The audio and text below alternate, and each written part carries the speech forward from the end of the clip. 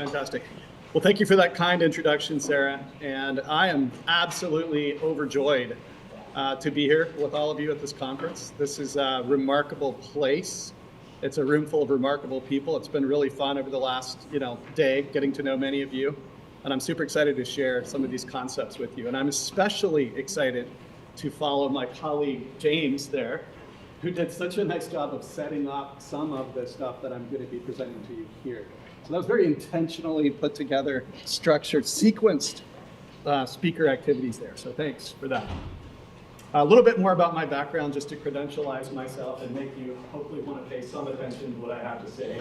I've been doing this work for quite a few decades, and a lot of it arises from the work that I did in the field and in the office with organizations like Outbound and the Student Conservation Association. Were any of you SCA members or leaders at some point? Okay, so that's cool. I was also a writing instructor in my former life, and I have a background in human resources and the Wilderness Risk Management Conference, the WRMC, through which I met Sarah. I had the honor of chairing that conference for 3 years. Also proud to say that right in the heart of the pandemic, my book was finally published. And here's a look at my book. It's called Beneficial Risks, and many of the concepts we're going to be talking about in this talk today arise from the book. I have some copies of it here if people want to check that out. So here's an overview of where we're going. We're going to distinguish between traditional top-down safety management, which all of you will be very familiar with, and a relatively new research-based and emerging way of thinking about occupational safety management. And we're going to be drawing from many different industries, not just fieldwork. We're going to be utilizing research and case studies from these many different industries. Hopefully, the reason why you're here is to apply these concepts to your own lives and the work that you're doing. And as has been the theme throughout this conference so far, we're going to be collaborating, sharing lessons learned, collaboratively learning with and from each other. I'd like to thank Sarah and Claudia especially for meeting with me and helping me come up with some very specific things that we're going to be doing here. Hopefully we'll be equipping you with some new paradigms that you can bring back to your campuses.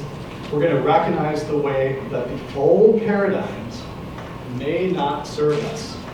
And we're going to be using research and safety science, not just beliefs or assumptions. We can be so deeply entrenched in our assumptions and our beliefs about safety that we may not even realize that we're in that trench. Whoops, go back one. We're also going to be hopefully fostering this culture of planning for and mitigating risk and counteracting that mindset of this is how we've always done it, and giving you some models and some common language that you can use that I think will help you within your teams and within your conversations at your campus. So we're going to start right off the bat with a case study that comes to us from the medical field. And in this case study, it's a pretty large case study, 25,000 healthcare professionals were involved. And what they found was that 1 out of 13 of their patients were being harmed through complications that were arising from the healthcare that they were receiving. So you come in with a broken leg and you leave with an infection. You come in with one thing and you leave with another, something like that. These are called iatrogenic injuries, complications that are caused by the treatment itself. So that's kind of a not so great number, right? 1 out of 13 people were experiencing that. That doesn't feel good.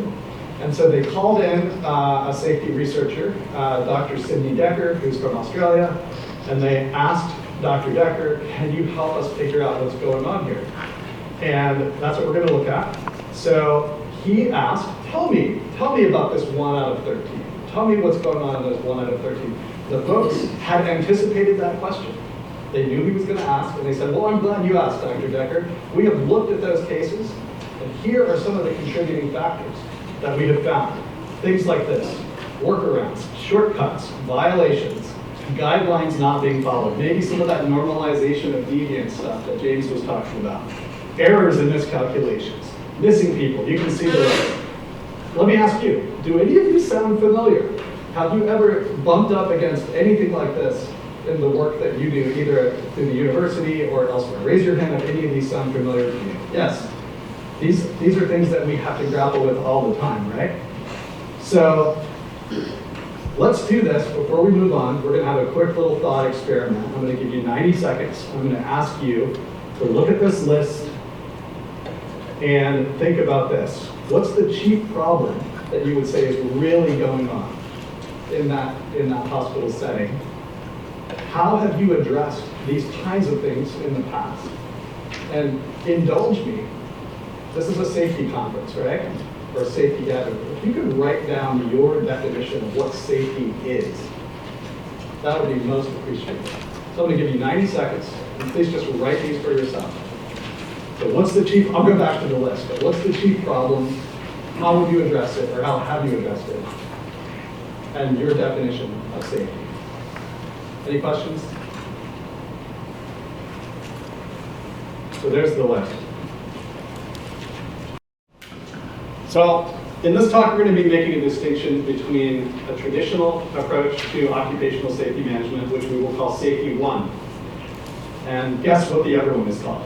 Safety 2. Safety 2, great guess. So we're going to talk about Safety 1 first.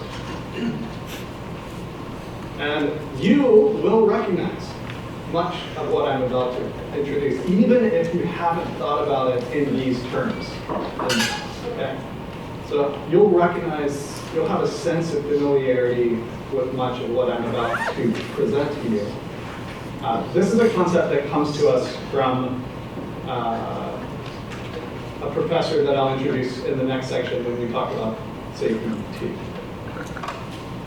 So in this view, this very deeply entrenched traditional view of safety, safety is an accountability that we have up to the boss. The workers are accountable upwards towards the boss for keeping themselves safe and for performing their work safely.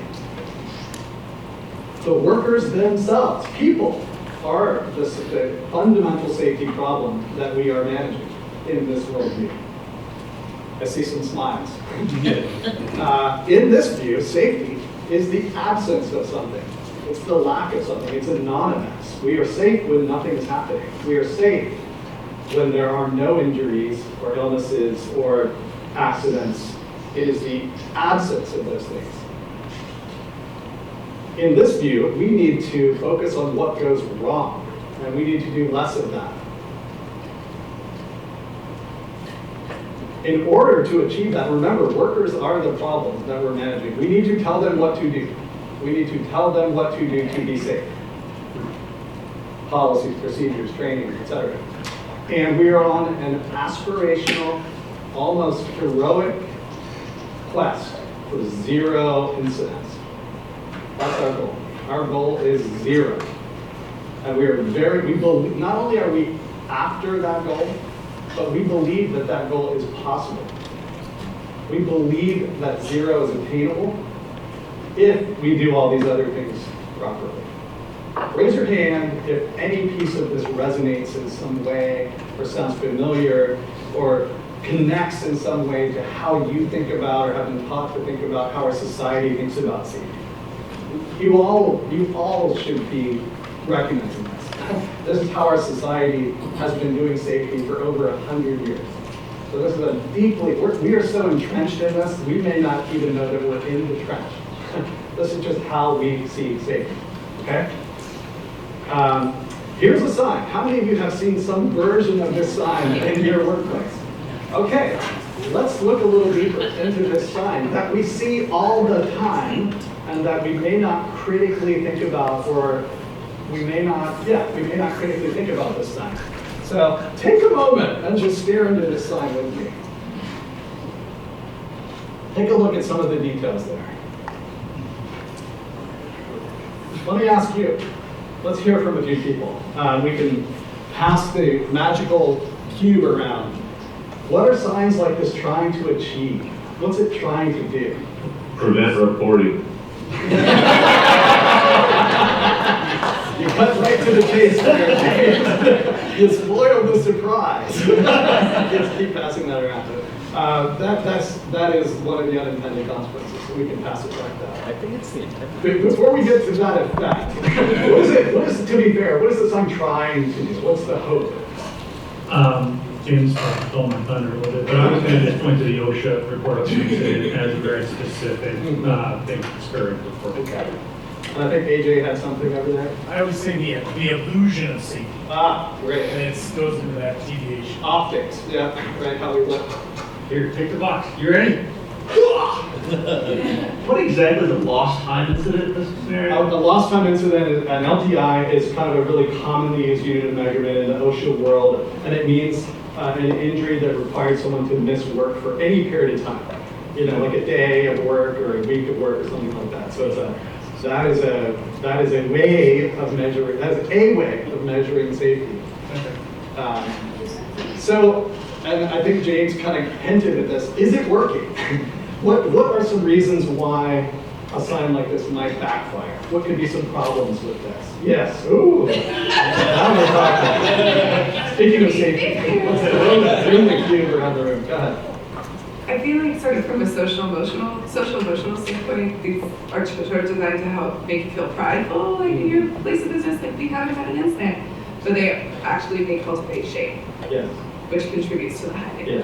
So who wants to be the one to raise your hand and say, I got hurt at work today, now we need to reset the sign back to zero, right? Great. And specifically, if we think about safety one, if we go back to this list, if you look at that list again, how do you see safety one showing up in that sign specifically?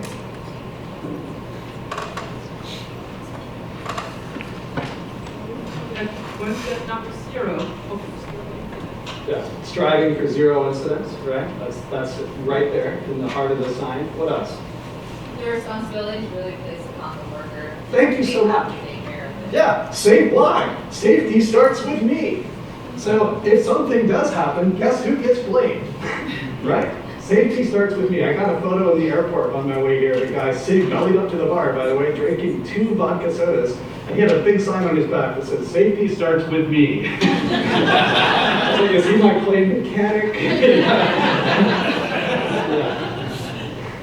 I think the stop and think sign is interesting, because it's like, we want you to stop and think about safety, but we still want you to keep working and make us money. Yes, yeah, so there's some tension there. Okay, well, we can play with this OSHA sign all day, but the point of this OSHA sign, you know what I would call this? I would call this a structural learning disability within your organization, because it's preventing people from really talking about what's happening, putting downward pressure on people to report, even little things like a near miss or a minor incident, and it's preventing the opportunity for learning to happen.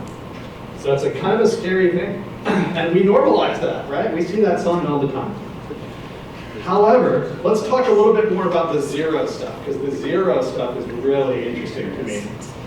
We're going to go to this concept of a zero paradox. And this is just one study of many. It's in the construction industry. This particular study from 2017 said that setting a goal of zero incidents will actually make you less safe. So let's look. For organizations or construction companies that have a specific written goal of zero, what they found is they were having 214 major injuries, however that's categorized, to only 135 for those who did not have that goal. How about fatalities? Sadly, those who had the goal of zero had 4 fatalities and the others had none. My question to you, my friends, is how can this be? How could it be that an organization that cares so much about safety, that they've set this explicit goal of zero incidents, how could it be that they are actually less safe? Yes. Near misses aren't being reported. What a great reason to come to my near miss talk tomorrow and talk more about that. Exactly. It's doing the same thing as the sign, right? It's putting downward pressure on people's ability to speak up when incidents do occur, right? Anything else? Yeah. Any incidents discussed or learned from? Right? Say it again? Any incidents that are discussed are learned from. Mhm. When you don't discuss them, report them. If Sure. you don't report them, you don't discuss them. If you don't address them, you Yeah. discuss them, you don't learn. And exactly, and it's back to that idea of a learning disability. You know, you've kept yourself from being a learning organization when you set that kind of a pressure on people. It's like, it's counterintuitive, right? Of course we don't want injuries and incidents. Right? No one's saying that's good, right? But when you specifically set this goal of 0, it has this really extraordinary unintended consequence. So I think you're going to say something? Yeah. I am just reminded of when you have like advice for people with depression of like, Mm. oh, you make the goal so big that it's just like, you can't get down to this. This Yeah. is impossible. Yeah. So you have to shrinking down to the goals that are Oh, attainable. what an excellent metaphor. And I really appreciate that connection. And I do think, I've worked at organizations that had this explicit goal of 0. And the frontline workers and the managers would roll their eyes. They knew it was unattainable, right? So, yeah. Yeah, just to follow up on that, I always tell my colleagues that we shouldn't be driving or working towards numbers. If numbers are goals, we're going to sacrifice quality. Yeah. Quality should be our standard. Yeah, or continuous improvement or something, yeah. Very good comment. So the best example of this, raise your hand if you recognize this sad image, a great ecological disaster, the Deepwater Horizon oil rig that spectacularly exploded in the Gulf of Mexico, not that long ago really. The day before this happened, they won a national safety award for 7 years, 7 years with 0 incidents. They won an award for not reporting incidents for 7 years, and then this happened. Do you think maybe that if they had reported some of those incidents, and if they'd been having a culture of learning and improvement and a safe space to challenge things that they didn't feel comfortable with, maybe that could have helped prevent something like this from happening. It had a terrible impact on human beings and on the Gulf itself, which has not recovered from that event. So the key here is that 0 incidents reported is not the same as 0 incidents. Anyone that knows anything about the offshore drilling industry and the commercial diving, those numbers are false report. Because injuries happen weekly, monthly in that industry. Yeah. Having been someone that pull people off those rigs and get them back to the hospital, it is frequent. Totally. Let's just keep this thing bouncing around as needed when people have comments. So, so we're still talking about safety 1. We're still defining this safety 1 mindset. And in safety 1 thinking, the real problem are the bad apples, people. Anyone who makes a mistake, anyone who has had an incident or made an error, they are the problem in this mindset. And it all goes back to 1931 and this guy, Heinrich, who worked for an insurance company, by the way. He was not a safety scientist or a researcher. He was an insurance guy. And he wrote a paper that has fundamentally affected how OSHA thinks and how our society thinks about safety management for almost 100 years now. And in his paper, Heinrich claimed, without any evidence to support this, he claimed that 88% of accidents are caused by human error. 10% are caused by bad workplace, unsafe conditions, and 2% are utterly unpreventable things. Those are the numbers that he presented. And a lot of people took that and ran.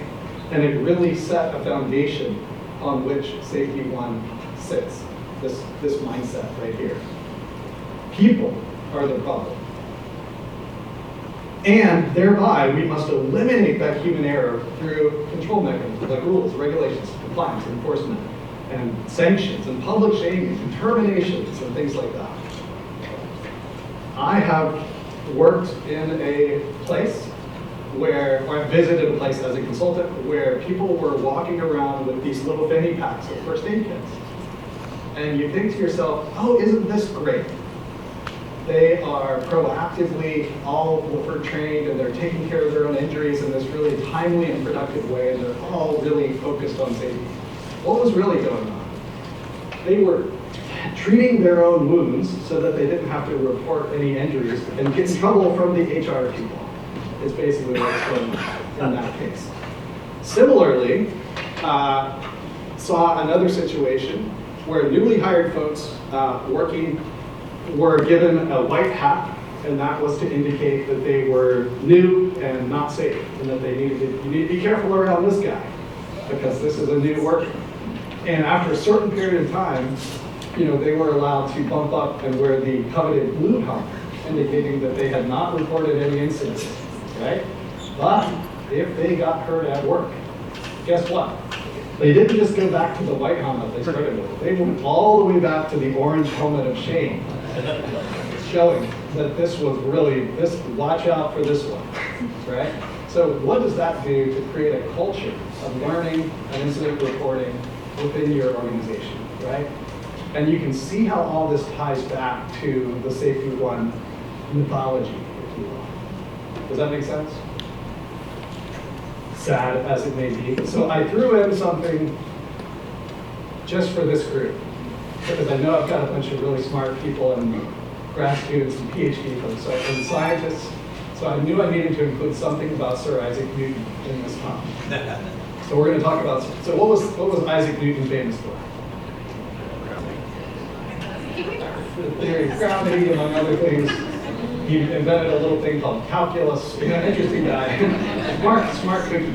But there's a few things that Isaac Newton specifically did that have also affected how we think about safety management and Safety One in particular. So a lot of that traditional safety management arises from belief systems that came to us through the scientific revolution. Two in particular from Isaac Newton. Reductionism. If we can just break things down into small enough individual pieces, molecules, then we can understand their true nature. So we just need to reduce things down to their smallest pieces, and then we can understand them. We are guilty of this in another thing that Isaac Newton kind of propagated, which is this idea that the truth is knowable, and that if we just break things down into their smallest pieces, that there is a finite, knowable, universal truth. And we can look back at an incident after it has occurred. We can look back at an incident and break things down into tiny pieces and construct a story that helps us feel like we have done our jobs as risk managers. And now we know what happened. We can fix it. We'll keep it from happening again. So this is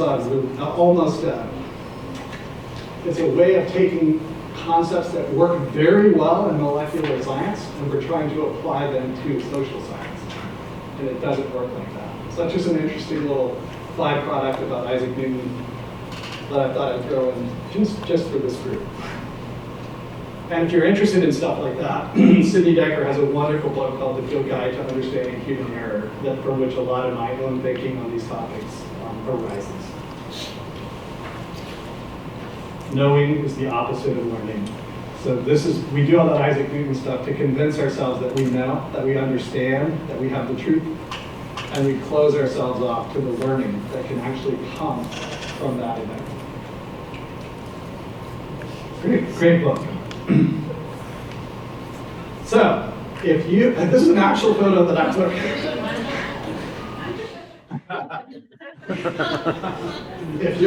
This is out of school, by the way. If your program does any of these behaviors, you might be finding yourself in a Safety One moment. So, how about creating new policies as sort of a knee-jerk reaction or quick response to some kind of incident, which isn't always a bad thing. But if that's always happening as a reaction to something, you're always kind of chasing the past like that, that's often arising from this Safety One mindset that we know what the problem is and we're going to fix it. Blaming individuals when an incident has occurred. This is Timmy's fault. When the Boeing planes started crashing a few years ago, because they installed a whole bunch of new technology on the planes and not told the pilots, when the first two Boeing planes crashed, they were both blamed on human error, pilot error. We now know that there's a whole lot more to that story, right? Anytime you're finessing incident numbers for some purpose. I'm going to report this incident, but I'm going to be really careful who I report it to or what I call it. Or how. Anytime you're finding yourself finessing things like that, that's kind of a safety one moment. If you have some zero-based safety goals, that's the safety one moment. If you don't, if you're going to report the broken legs and the car crashes, but not the little things and the near misses, that's the classic safety one in action. This is a really interesting one. Do we find ourselves sometimes avoiding liability at the expense of actual safety? Quick story on that one. I was working with a school who had learned from their insurance provider that most vehicle incidents in this area happen after dark. So they implemented this abrupt, top-down, office-driven rule that unless it was an emergency, unless it was a hospital trip or something, that all of the outdoor programs needed to be done driving before dark. This seemed like a data-driven, intentional, thoughtful, caring, risk management-minded policy that they created. It seemed like it had good intentions. What do you think the unintended consequence of that new rule was? Any ideas? What happens? People rushing home at dusk. People driving like maniacs right at dusk in order to follow the safety policy, right? Things like that. So that's what I mean by avoiding liability at the expense of actual safety for people. Sheltering leadership from the news that they don't want to hear, but they probably need to hear. Anytime that you want your program to be kind of flying under the radar, I don't want to draw too much attention to my project. I don't want people to know what I'm really doing out there. That is the downward pressure that safety one mindset is putting on you. Raise your hand if you've ever felt that way. You're not alone. And then persisting with policies, again, this could relate to the liability thing, persisting with the existence of policies that you know damn well everyone is working around every time, for most of the time. This is that is a really useful place. If you know of a place like that, that is a really useful place to spend some time and to learn from that moment, right? So that's safety one in action. Now we're going to talk about safety two. So safety two was, the term safety one and safety two comes to us from Dr. Eric Holnagel, and it was only about 10 years ago or so that he first started talking about this. Sidney Decker took it and ran, and more recently, folks like Diana Chadwick, who was working for BP when the Gulf oil, when the Deepwater Horizon blew up. She is now a leading proponent of this safety two way of thinking. So we're going to change these white terms there. The white terms you see on the screen are the old safety one ways of thinking. We're going to change them one at a time and see how it looks different in safety two. So rather than an accountability up, we can begin to recognize safety as an ethical responsibility that we have downwards as an organization down towards the folks in the field, that being you. Instead of seeing people as problems, how about this asset-based approach where we can see that people can be, and often are, they often are solutions to our safety problems if we allow them to be so. Instead of telling people what to do, I think this one's really going to resonate. Instead of telling people what to do to be safe, how about if we also ask people what they need to be safe? Might that not yield a more useful approach, or at least a useful conversation?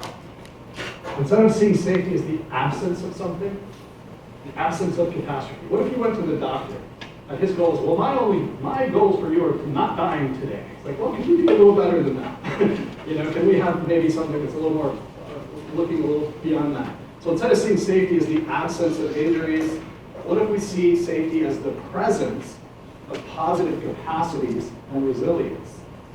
Not preventing everything from going wrong, but having the ability to recover from it if it does. Instead of just looking into what goes wrong, how about if we actually study why things go right all the time? A positive approach to safety. What if we have something we're going towards instead of just something we're going away from? And rather than this heroic aspirational quest for 0. How about if we see incidents as learning opportunities, much like James was presenting the stories of the normalization of behaviors and the lessons learned, and not shaming and blaming those people, but trying to use that as a teachable moment and a learning opportunity.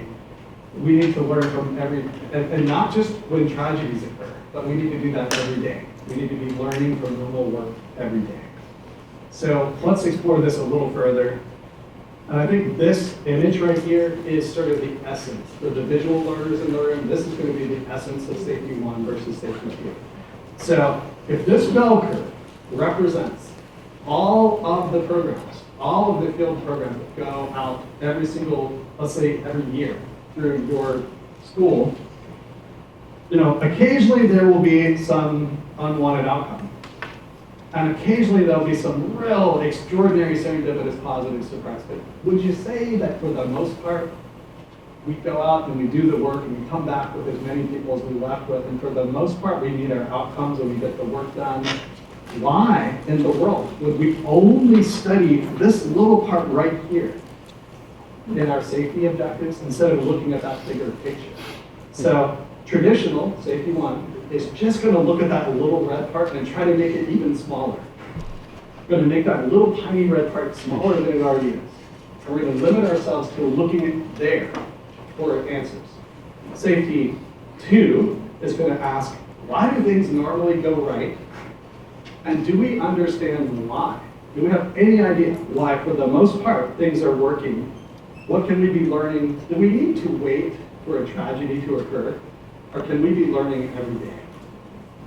Right? So this right here, if you take nothing else away, like this idea that we don't need to wait for tragedies to occur, we can learn every day, is sort of the heart of what I have to say here. Now, here's a metaphor. If you wanted to study happy marriages, would you only look at the cases that ended in divorce? Why do we manage safety? By only looking at the times when we were in fact not safe.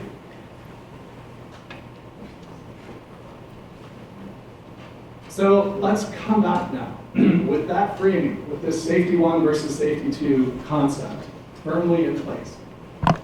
Let's come back to our healthcare case. This was the one with the violations and the workarounds and the missing equipment and the 1 out of 13 people being harmed in some way. So you wrote down some things. You wrote down what you thought the chief problem was. You thought about how you would address it. You thought about your definition of safety. I'm curious if what you wrote arises from like a deeply entrenched Safety 1 mindset that you may be bringing. I'm wondering if what you wrote are things like this. People are the problem. We need to train them more. We need more policy. We need better people. We need them to try harder. We need them to care more. That is sort of the essence. That's like Safety 1 happening through you. If your answers in any way kind of orbited around things like that. Let's ask ourselves this. Instead of just looking at the 1 out of 13 that went wrong, what's going on in the 12 out of 13 that are going well?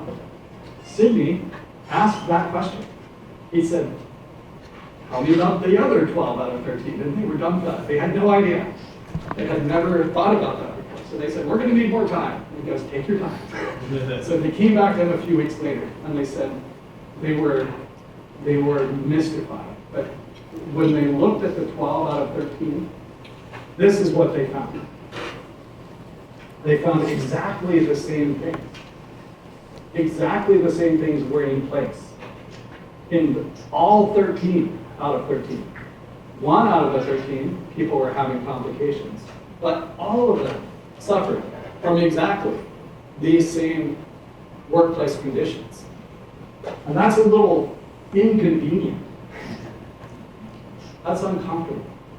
It was easier when we could just say, we had looked deeply into that little red corner, we had looked at what's wrong, we had found the problems, The problems are isolated to the things that went wrong. We know who to blame. We're going to put some new policies in place. We're going to retrain these people. We're going to fire Timmy, and then we're going to be safe. That was a convenient narrative that Safety One was providing us in this instance.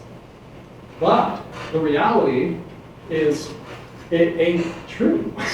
It's just not true. So the plot thickens here a little bit. So what is the difference?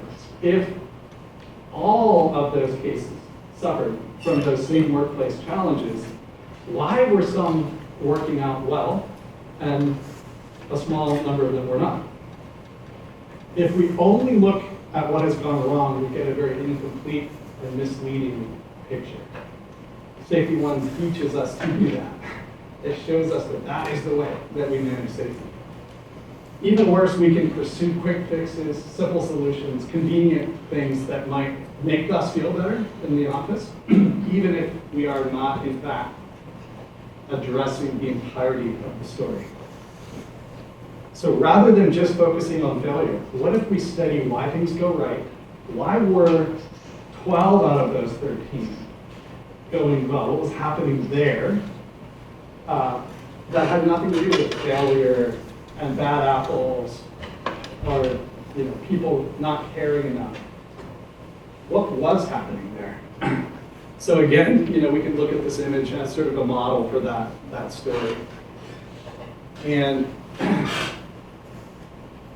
when you wrote down your definition of safety, did you write down some version of safety that is something, the absence of something? Raise your hand if you wrote it in a way that's sort of the absence of something. That we're going to do our jobs without getting lost, without getting hurt, without anything going wrong, with no disasters. Yes, some version of that. So is safety the absence of incidents or the presence of capacities and human adaptive ability to get the job done despite the imperfect conditions and workplace challenges and equipment that's not where it's supposed to be and all those things? So could it be the presence of capacities instead of the absence of incidents? So Sid, Dr. Decker, came up with, he studied that story and many others, and he came up, this is just a sample list. These are not the right answers, and these don't universally apply to every workplace. So I'm going to give you these examples of positive capacities and really encourage you to identify your own for your environment, your workplace, your context, okay? But these will, I think you'll recognize that many of these probably do apply to your workplace.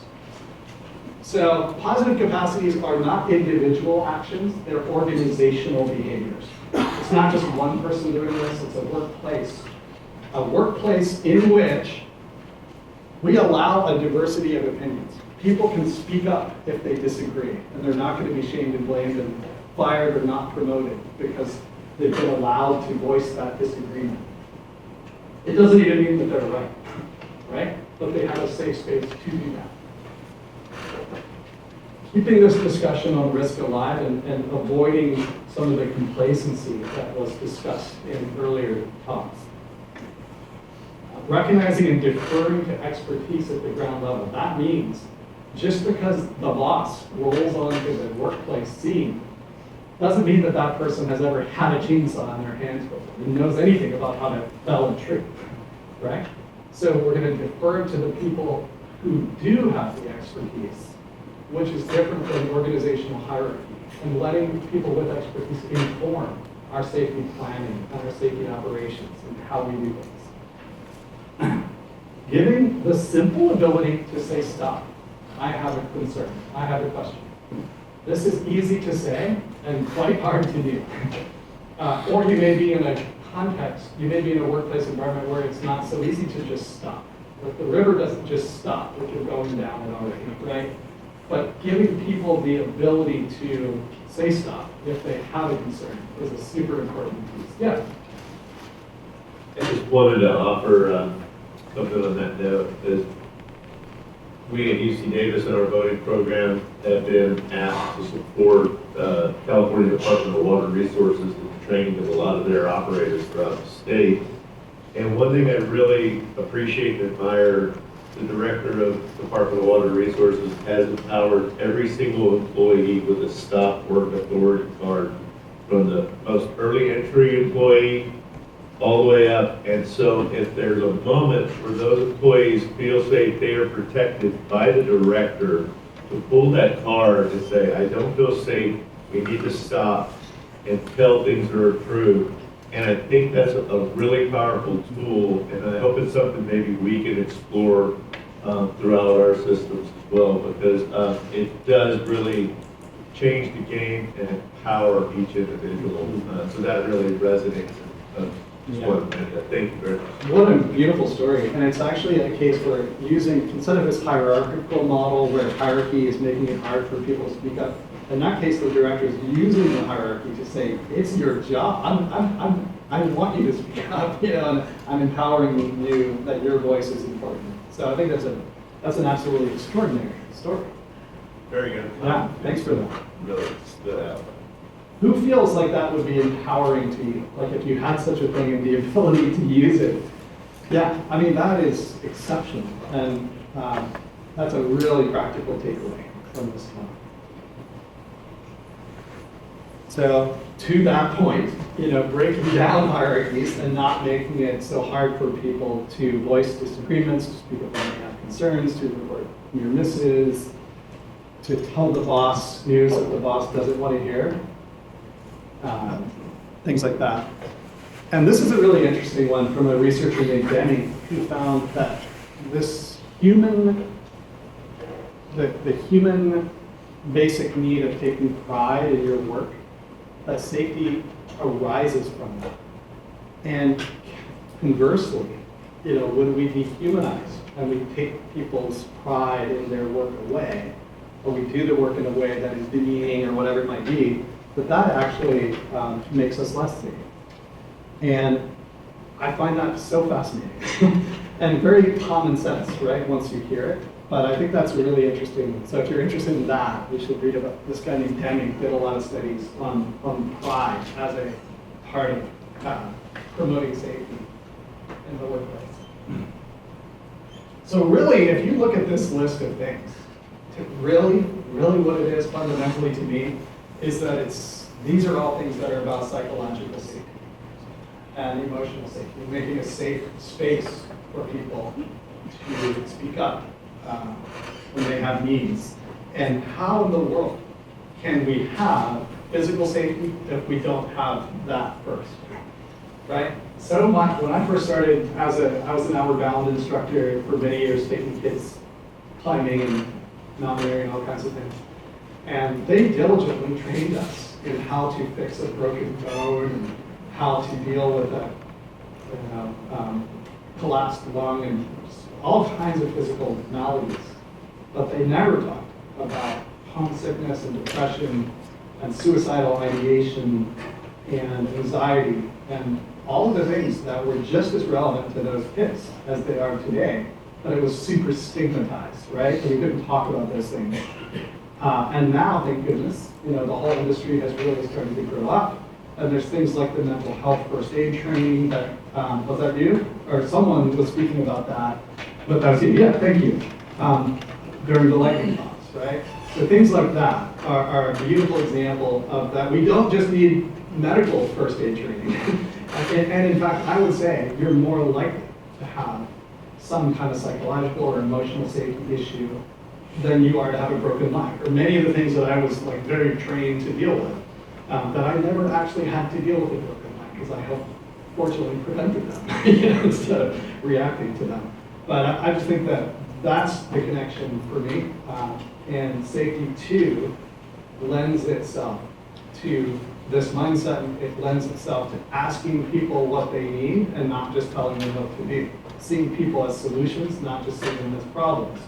We have space for psychological safety and inclusion and belonging with safety too, in a way that we never did with safety.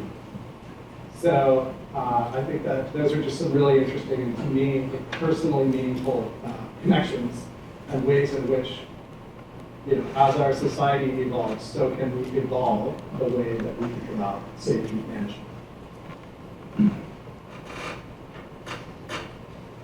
that you guys are doing great. You're hanging in there with me. Thank you so much. We're going to dive into a few more of the little rabbit holes here. Here we go. This will be the most academic part, but to me, it's almost the most fascinating part. And incident causation models are belief systems, or all models are wrong, but some are useful, right? And we're going to look at some models or ways people think about what causes incidents and see where that takes us. I love that phrase. All models are wrong, but some are useful. I hope that these are useful. So we're going to go from the 1930s again, all the way back to our buddy Heinrich. He gave us a few things. One of the things he gave us, we're going to talk about at the beginning, and then we're going to jump into the 1980s, and we're going to come up into the current era and looking at these different models. We're just going to look at three. Okay. So, how many people think about accidents or have thought about accidents as some version of dominoes falling? Raise your hand if you've ever kind of envisioned it that way or thought about it that way. You know, this leads to this, and that causes the incident. That comes to us from our dear friend Heinrich, who came up with that idea. Again, based on absolutely nothing. It wasn't based on any study or research, but he just had this idea and he put it forward. So, according to Heinrich, one thing causes another, and that leads to the injury. That is a very linear, predictable model of incident causation that is still deeply entrenched in how OSHA works, in how our criminal justice system works, in how police investigate an incident after it occurs, and how, in fact, people are prosecuted for incidents or criminally charged with negligence based on this linear model of incident causation. We're so deeply entrenched in this, we may not even know the extent to which it informs a lot of your life every day. So that, we have Heinrich to thank for that. In the 80s, we started to see things like the horrible Space Shuttle Challenger story that was shared earlier, and 3 Mile Island, and other big events were starting to take place in the world. And it challenged the notion that dominoes alone could explain it. Those events were complicated enough that the dominoes alone weren't going to explain it. And so this guy, James Reason, came up with what is called the Swiss cheese model of incident causation, which is very cool. And the idea here is that there's a hazard, and in order for that hazard to penetrate all the way through the layers of Swiss cheese, through the holes in the Swiss cheese, and become an injury, a few things need to happen, right? There need to be holes. The holes need to be big enough, and the holes need to all be aligned so that that hazard can pass all the way through. This has been applied more recently to things like COVID management. The layers of Swiss cheese are things like your policies, your procedures, your training, your supervision. In the case of COVID, those layers of Swiss cheese would be things like distancing, masks, vaccination, laws that required people to stay home, school closures, things like that. So the idea being that more is better. According to this model, the more layers of Swiss cheese that we have, the safer we are. And the smaller those holes are, the safer we are. So there's some good things about the model in that it invites us to get away from the simple linear model of incident causing the dominoes. By the way, the dominoes were mainly used as a way to blame someone. Whoever was closest to the injury was the person that got blamed, based on the domino model. This sort of invites a much bigger organizational story. What's going on in your organization that's creating the layers of Swiss cheese to protect people. So it's not just about an individual, right? However, you'll see that it is still quite linear, and it sort of presupposes that incidents happen in these linear and predictable ways. That we can just have enough layers. More is better. We just have enough rules, enough policies, enough equipment, then we will be safe. I see some smiling. So that's the Swiss cheese model of incident causation, which is very useful and interesting to consider. The last one I'm going to show you is a lot, again, I apologize, this is a lot less convenient. The first two models are quite easy to understand, easy to work with, easy to apply, but the reality is that incidents don't happen in linear and predictable ways. And really, it's more like this. And this you might think of this like an ecosystem, right? There's lots of things interacting with each other. The layers of Swiss cheese themselves have interactions between themselves that cause new things. Risks emerge that weren't part of the original risk to begin with. And as we manage one thing, it creates others, right? So it's much more like an ecosystem way of thinking about incident management or incident causation. And it's a lot less convenient than the simple linear story that Heinrich or even the reason wanted us to believe. So, the reason we're spending some time on this is, let's come back to safety 1 and safety 2 and think about the difference between where we were 100 years ago and where we are today. So, up there, we're looking for simple stories, simple answers, simple fixes, right? Down here, it's much more complex. The dominoes are really about knowing the answer. I have identified the problem and I have fixed it, right? And this is more about learning and being humble and trying to really understand that we may not know why this incident happened, but we're gonna do our best to learn from it. The earlier approach treated incident causation like you're fixing a lawnmower. We're gonna find the broken component, we're gonna replace it.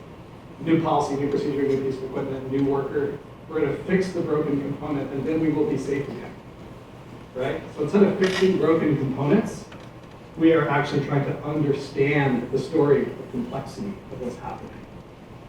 Instead of just asking what's wrong, we need to understand what's normal, what's going on in this, what's going on here with those Swiss cheese, the emergent risks that are happening every day. So I hope that wasn't too academic for you. I love that stuff. And I think that's a super interesting way to sort of change our thinking and change our paradigm around the models that we may be locked into that we don't even realize that we're locked into. This brings us to learning from near misses, my favorite topic. And to me, learning from near misses is sort of a bridge that takes us from safety 1 to safety 2. It's this beautiful way.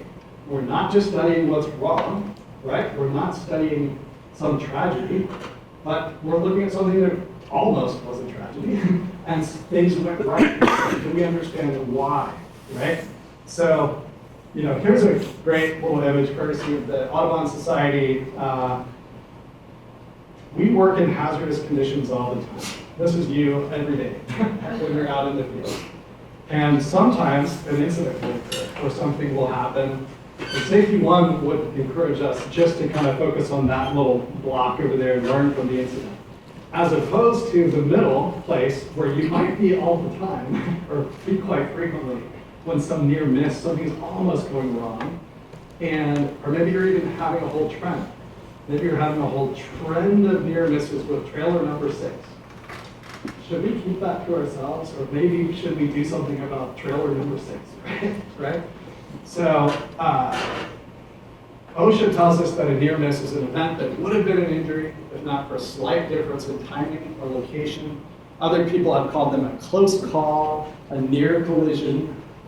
A good catch is one that I'm starting to see people in Antarctic regions and other high hazard safety places talking about good catches, which I think is kind of a safety 2 way of thinking about this stuff.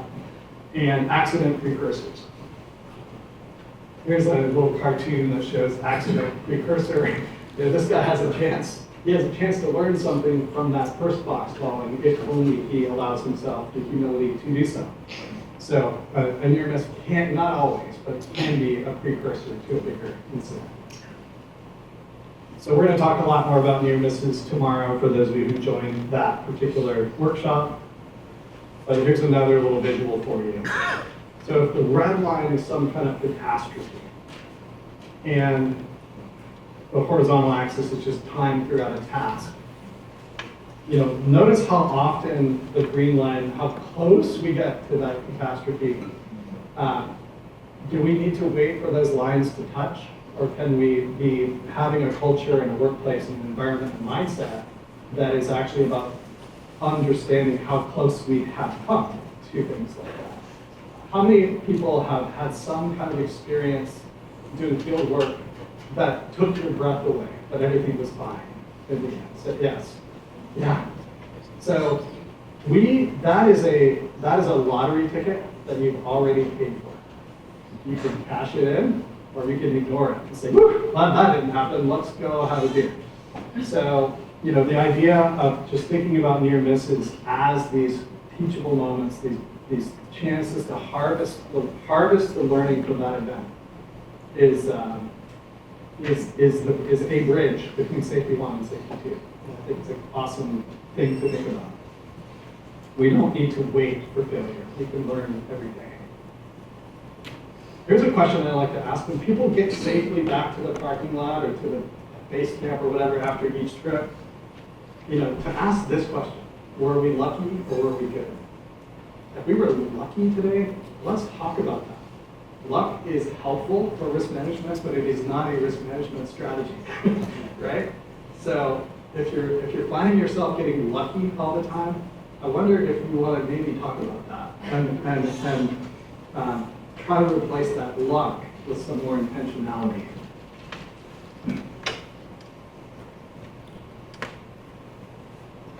So what I'd like to do is we're doing great on time. So what I'd like to do is to actually give you some time to get in some little groups with your colleagues here and chat about, how might you apply some of the Safety 2 stuff to the work you're doing right now?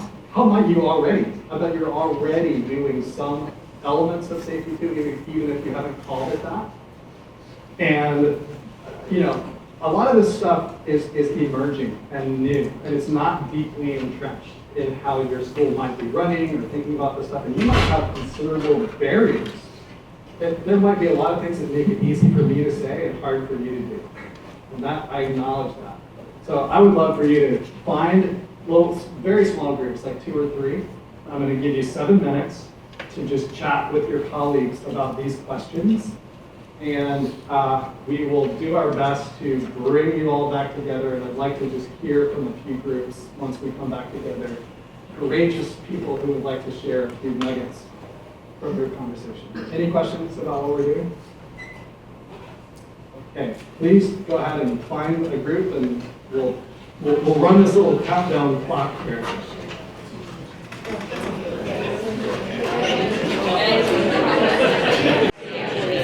And then when I saw the rain, I was like, how's that going to work? That was quick.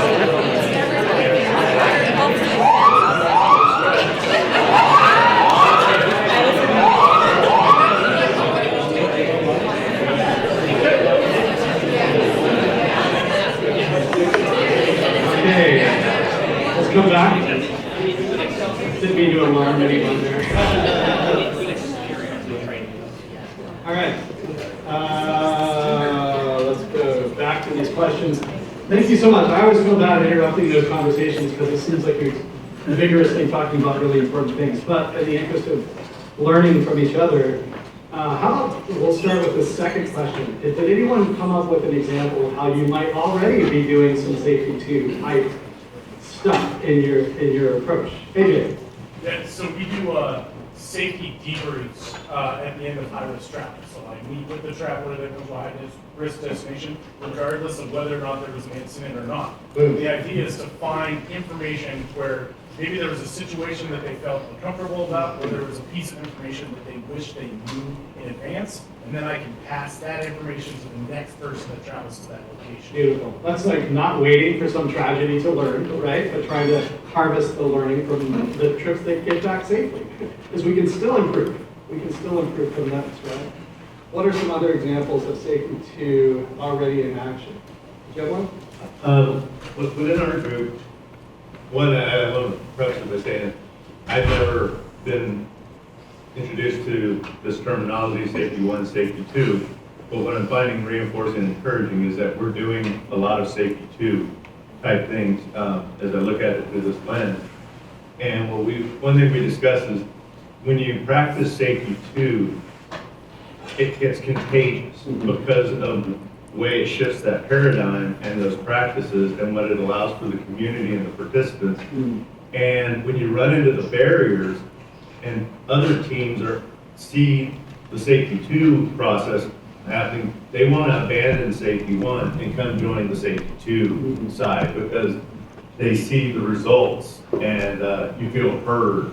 And so that's a little bit about what we discussed, and it really makes a difference in individual lives, group participation, and then the overall outcome of the objectives and the mission. So that's a little bit of what we chatted. Awesome, awesome, thanks for that. How about, oh yeah, go ahead. I thought I'd share my majority of work I've done is small boat work in excavating with folks who organize out of the USGS Santa Cruz Pacific Coastal Marine Science Center and the MARPAC there. And one thing I think they do really well is on every mission, some of the leadership team checks in with the people who will be in the boat and who are organizing the work about what they need. And they defer to people who will be at the site doing the work with like, what kind of safety protocols do you recommend? I mean, they have their own advice, but the first question is, you'll be there, or you've been there before, you tell us how we can support you. I think they do a good job with that. So I think that's a brilliant example, but just to pop it out for folks who might, I want to individuate, what would make that safety 2 instead of safety 1? I thought it was the leadership asking workers what they need. Exactly.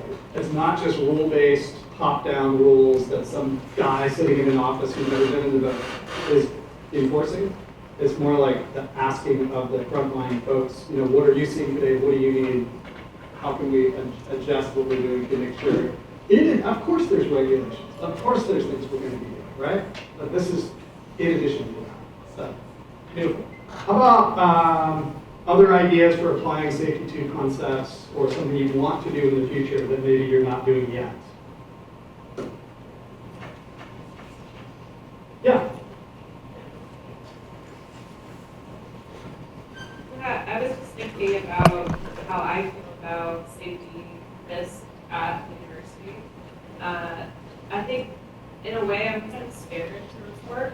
I don't really understand the process or consequences.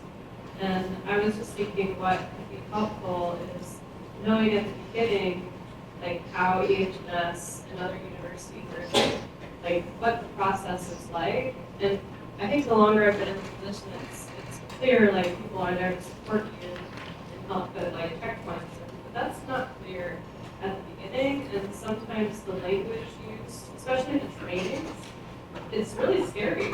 You're like, you must report, blah, blah. I just, yeah, something about conversation or changing from that. Thanks for highlighting the language too, because the language we use can almost be medical or legal, like we will do an investigation, and, right, there will be a prompt investigation, and then the committee will issue the mandate, or, you know, there's this very legalistic approach to something that could in fact be a human exchange of information. And if it's not clear to you what happens when you submit the near-miss form or the incident report, if you don't know who's going to look at that and who decides and what happens to me, if you don't know that, then that's safety 1 in action, putting pressure on you to not take that risk. Even if it's not intentional. That may not be intentional by your organization, but if there's lack of clarity about that can make it scary to the court. So thanks so much for kind of saying it that way, because I think it can be scary. Yeah, let's hear from a few more folks. We didn't talk about this in the group, but because we didn't really address that first question, I don't think directly, but one of the things that comes to my mind at OSU is that in our department is that oftentimes reporting an incident or an injury is couched in terms of you better do this, because if you don't do it in a timely fashion, we get fined. And I think that's something we really need to work on. And I certainly don't teach that way. I say we need to have it reported to protect you, so covered, but also so that we can learn from.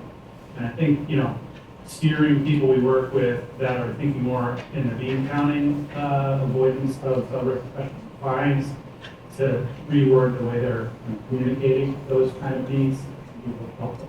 So really good insight. I had never thought of that connection, but I love that comment.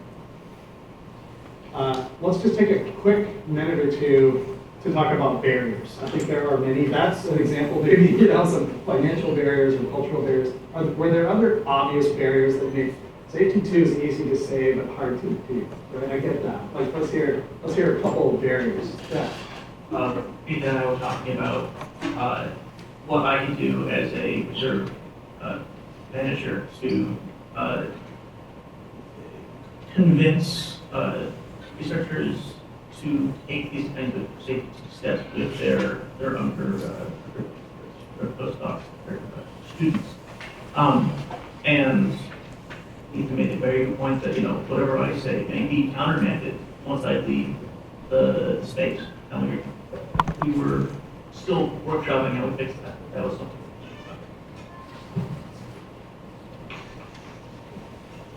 I think kind of similar to that answer as well is just the idea that the responsibility of implementing things like safety often comes down to one or very few people, and that just kind of reverts it back to the safety 1 aspect. So having a sort of community approach is often difficult to implement because the labor of doing it is often one person's job. Yeah, and we can have competing incentives in that job, competing for your time, resources, and money.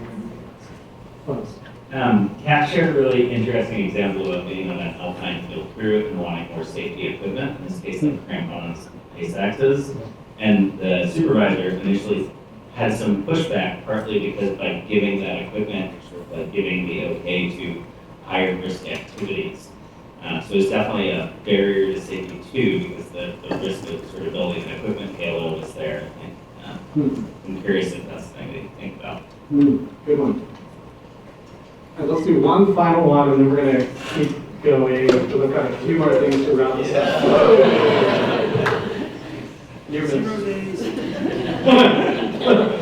This is almost more of a question than like a true barrier, but you know, my department, my UHS department is very metric numbers based, and so you know, safety 1, you have numbers, so many days without an incident, so many injuries per year, and like how do you really quantify the presence of capacities by metrics? Yeah. You don't know. Wonderful question. Yeah, it's a lot harder to measure things that don't happen, right? It's hard to measure the incidents that aren't happening. But we know that if all we do is measure safety by the absence of those incidents, we don't, here's let me put it a different way. We don't have enough incidents to actually get meaningful data from the ones that we have. We don't learn enough. So if all we're doing is looking at what went wrong, we're too good. We're not having enough things go wrong to really learn from it. So we need to expand. We need to identify the positive capacities. I would even consider near-miss reports as, you know, what's the ratio of near-miss reports to major incidents? And can we, there's no magic number, but can we watch the near misses improve and increase over time? Counterintuitively, it doesn't mean that you're doing more stuff wrong. It means that you're hearing about things that were actually happening all along that were previously covered up, right? And if I could identify a metric that is really what Safety 2 is about, it's a little bit hard to measure, but it's important to think about, is trust. Is there trust going on between people, between the leadership and the people in the field, between the supervisor and the workers, and things like culture surveys, ways to measure trust? It is a much more useful metric than injuries, illness, lost time incidents, the things on that OSHA side. So, great question. Okay, I'm gonna move through a last few things here. And we have, up to this point, we've been talking about Safety 1 or Safety 2 as if you had to pick. You gotta pick a team and be on that team. And there's a national safety conference coming up in a few months where this is the keynote concept. They're gonna be debating the battle between Safety 1 and Safety 2. Who wins? As if it's this either or thing. And that is insanity. The people who are doing this don't understand that this is Safety 1 in action, which is forcing them to pick the right answer so that they can then train people to it, right? So they don't understand Safety 2. And Holdnagel himself said, it's never about one or the other. We live in a society that's going to require us always to do both. So here's a way of thinking about that. We really can't have safety 2 without safety 1. Safety 1 has gotten us to a certain place. It's been beneficial for us. There's lots of good things. Many of the strategies that we've heard about in this conference and things that you're diligently working hard on are very important safety 1 things. There's nothing wrong with those things. Those are good and important things to do. You might think about it like this. Safety 1 kind of gives us a framework to operate within. Things like laws. I suggest you follow them, right? Land use permitting regulations or something where you're going to be operating on land that isn't even yours. Insurance coverage probably mandates all kinds of things that you need to follow. And then rules that are created by your school, driven by your organizational values. So there's all kinds of stuff like that. There's a frame. There's a frame that we need to stay within. And the mistake we make is that we fill that frame with all kinds of additional self-imposed safety clutter. Forms that need to be filled out in triplicate. Things that force the supervisor to be in the office doing paperwork instead of out there on the ground helping people actually be safe, right? A lot of the safety 1 stuff fills the frame with safety clutter. And better thing to fill the frame with is safety 2 stuff, like having freedom within that frame, positive capacities, asking people what they need, decentralizing safety authority as much as possible, not waiting for the accident to learn, but to learn every day. So this is just my way of kind of demystifying that idea. In this talk, I've kind of pitted, for the sake of introducing the concepts, I've pitted safety 1 against safety 2, and it's not about that. It's not about that at all. You're always going to have safety 1. It's always going to be there. But can we add safety 2 into that? How do we do more safety 2? Is safety 1 alone enough? And I would suggest it is not enough. Were we lucky or were we good? That's another good one. So if you're looking for a way to kind of explain to someone like what we talked about today, safety 1 would tell you that you need to make your project fail safe. And if something goes wrong, probably a person, right, who will be blamed for that. So safety 1 tells us that we need to make things fail safe. Safety 2 will encourage you to understand that humans are going to make mistakes. Things are going to happen. We need not to have a workplace that is fail safe, but we need to be able to fail safely. Where when things go wrong, we have recoverability, we have positive capacities, we can learn from those events. And there's this concept of graceful extensibility, which comes to us from people who design rockets, who come into land, and they intentionally build in the capability that if the landing conditions aren't perfect or things aren't right, they have the ability to gracefully extend and do another lap and try again, and do another lap and try again. They can extend their normal operating capacity and have margin to absorb that error. So it's not fail safe, it's failing safely and being able to try again. Right? Graceful extensibility, kind of a cool term. So this is something you can take away and kind of explain to people what we talked about in this talk. Fail safe or fail safely. So in wrapping up, let's see. Sorry about that white experiential thing there. It's not supposed to be there. So I would suggest you evaluate your programming through this safety 2 lens, that you discuss the positive capacities that are unique to your workplace or your project, that you ask people what they need and not just tell them what to do. And then we'll have to keep Isaac Newton in his place, obviously, which is more about science than safety science. A little bit of extra reading, and some of these are on the handouts that you should have. Yeah, these are some things that you can follow. The Pre-Accident Investigation podcast is awesome, and it comes out several times per week, and that's a really good one to check out. This hilarious author and host named Todd Conklin, who does a great job. And if you're interested in learning more about my book or checking that out, that is on my website. I have a few copies here as well. And I will say, You know, ultimately, in thinking about safety 2 versus safety 1, that we should not be driven by our fears, but that we should be driven by our positive hopes for safety. And Nelson Mandela's quote kind of beautifully encapsulates that idea, even if that wasn't his intention when he said it. So I'll just say, thank you so much. What an incredible conversation. I really enjoyed everyone's active engagement and participation, and I'll be around the next few days, and we'll just love to continue this discussion in the hallway or in my workshop tomorrow. So thank you so much.